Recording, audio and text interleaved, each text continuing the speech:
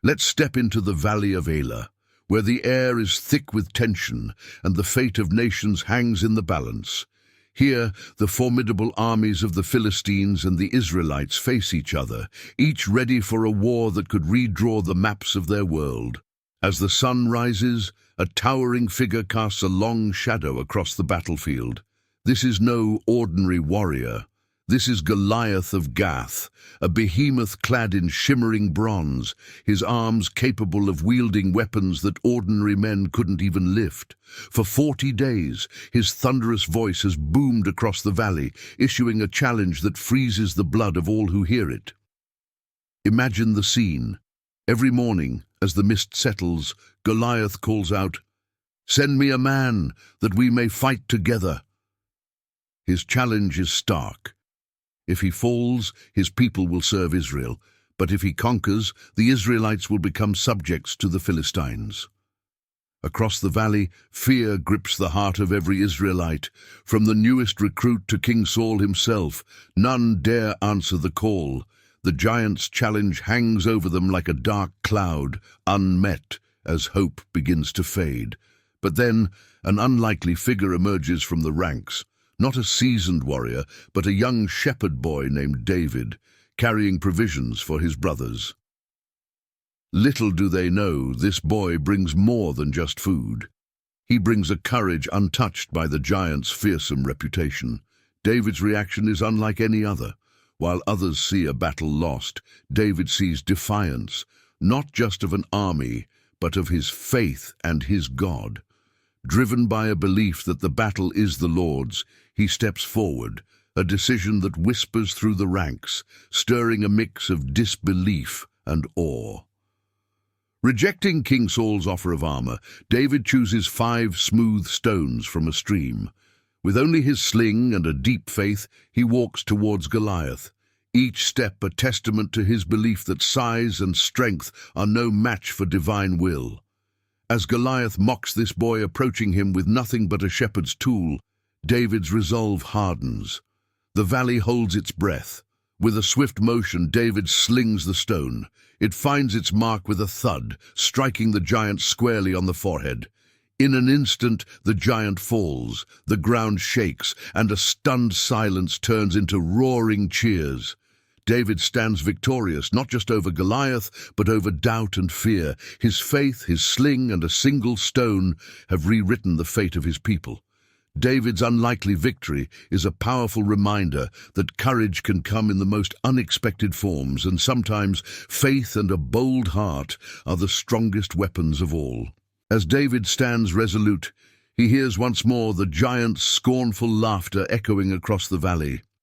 It's not just the laughter of Goliath that fills the air, but also the murmurs of doubt from his own comrades. Yet David's spirit remains unshaken. In the midst of whispers and wide-eyed stares, David approaches King Saul. With a calm that belies his years, he says, "Let no one lose heart on account of this Philistine. Your servant will go and fight him." Saul's initial reaction is skeptical. How could a boy, inexperienced in battle, face such a fearsome warrior? Saul warns him, "You are not able to go out against this Philistine and fight him. You are only a young man, and he has been a warrior from his youth." But David is not deterred. He recounts how he has fought lions and bears to protect his sheep, insisting that the God who delivered him from the claws of these beasts will deliver him from the Philistine. Convinced by David's faith and bravery, Saul reluctantly agrees. He offers his own armor to David, a gesture of royal support, yet it is ill-fitting and cumbersome. David tries it on, but quickly sheds it, opting instead for his familiar shepherd's tools, a sling and a staff. David then heads to a nearby stream. The camera follows his hands as they carefully select 5 smooth stones, each one picked for its perfect size and weight. These stones are not just ammunition, they symbolize his readiness and his precision. Armed with his sling, his faith, and these stones, David turns to face his giant adversary. As David steps onto the battlefield, the taunts of Goliath grow louder. "Am I a dog, that you come at me with sticks?" the giant mocks, his voice booming across the valley.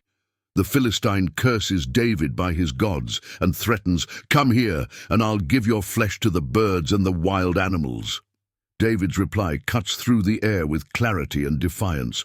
"You come against me with sword and spear and javelin, but I come against you in the name of the Lord Almighty, the God of the armies of Israel, whom you have defied."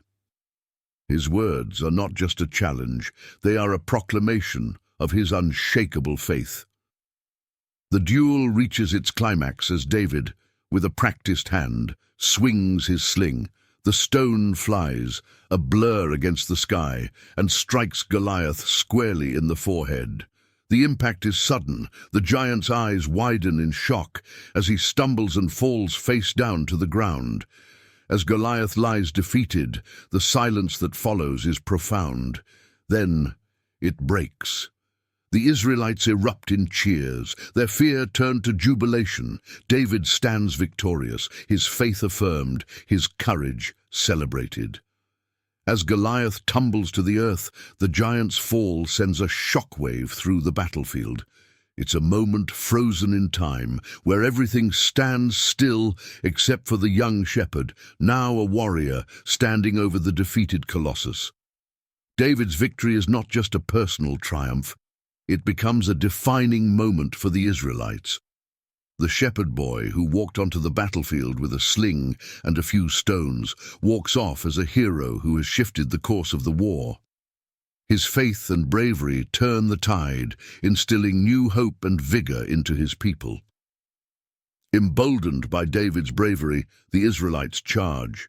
The Philistines, their champion defeated, are thrown into chaos. What was once a standoff morphs into a rout as the Israelites capitalize on the fear and confusion spread through the Philistine ranks. The battle spills over the valley. Philistines flee, chased by the emboldened Israelites, their cries of victory echoing David's earlier defiance. The day that began with a challenge ends with a celebration, as the underdogs claim victory against seemingly insurmountable odds. In the aftermath, David stands at the center of it all, holding the giant's own sword. The very weapon intended to instill fear now serves as a symbol of divine justice and David's rightful claim to heroism. This young man did not just fight with a sling, he fought with conviction, and in his victory he demonstrated that true power lies not in size or strength, but in the spirit and faith of one's actions. David's showdown with Goliath is more than a tale of combat. It's a narrative rich with lessons about courage, faith, and the unexpected ways in which victory can be won. It reminds us that when we face our own giants, be they doubts, fears, or literal challenges, we do not need to be the biggest or the strongest. Like David, what we need is to step forward with purpose and faith. As the dust settles on the battlefield, the Israelites, led by a reinvigorated King David, look around at the scene of triumph. The defeat of Ishbi-benob, a giant among giants, is more than just a physical victory. It is a symbolic reaffirmation of David's divine protection and the strength of his leadership. David, though no longer the young shepherd who faced Goliath, understands the weight of his crown and the continual reliance on the valor of his men. This battle, one of many fought under his reign, underscores the relentless challenges he faces and the perpetual cycle of conflict that defines his kingship. The soldiers, their faces marked by the toils of war yet brightened by victory, gather around their king. They share stories of close calls and moments of bravery, each tale weaving the fabric of their collective legacy. But the talk soon turns to a solemn vow. They insist that David must no longer risk his life in battle. "You shall no longer go out with us to battle, lest you quench the lamp of Israel," they proclaim, their voices mixed with respect and insistence. This plea, born out of love and duty, marks a turning point. David, the warrior king, must now transition to a role that preserves his life for the sake of his people. As the Philistines retreat, licking their wounds, the Israelites strengthen their fortifications, aware that their struggles are far from over. The ongoing conflict with the Philistines continues to shape the landscape of their nation, each battle a testament to their resilience and unity. In the quiet of the evening, David stands overlooking the valley, a place of past triumphs and trials. He reflects on the path that brought him here, from the fields of Bethlehem to the throne of Israel. His journey, marked by battles against giants, both literal and metaphorical, continues to inspire those who follow.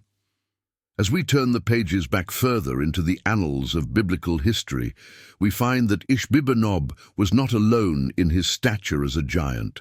The Bible mentions several other giants, each bringing depth and intrigue to the tales of ancient times. Today, let's explore some of these colossal figures and the stories surrounding them. Among the most famous are the sons of Anak, or the Anakim, a race of giants who lived in the southern part of Canaan. Their reputation for size and strength was so formidable that when the Israelite spies saw them, they reported back, "We seemed like grasshoppers in our own eyes, and we looked the same to them." The fear the Anakim instilled nearly caused the Israelites to abandon their quest for the promised land. However, figures like Caleb and Joshua, filled with faith and determination, eventually led their people to conquer these giants, claiming Canaan as their inheritance. Another notable giant is Og, the king of Bashan, whose bed was said to be 13 feet long and 6 feet wide, made of iron.